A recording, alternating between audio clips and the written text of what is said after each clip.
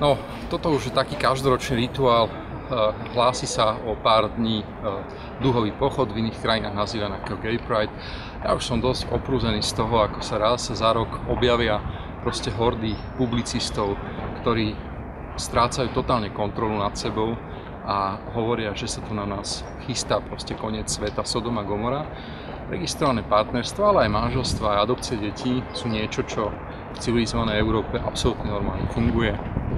A je to jedna z mála vecí, ktorú napríklad súčasná vláda Ficová môže zmeniť bez toho, aby išla konzultovať toto rozhodnutie do Bruselu, do Washingtonu, do Pekingu, do Moskvy.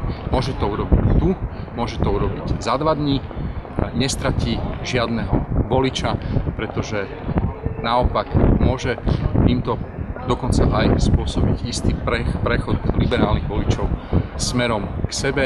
O to viac, že mesto Bratislava zobralo pod záštitu tento pochod. Nechcem sa venovať tým náboženským názorom k tejto otázke, pretože to považujem za absolútne irelevantné, pretože nemajú nič spoločného so súkromným životom osôb. Homosexualita nie je zločin. Homosexualita nie je duševná choroba.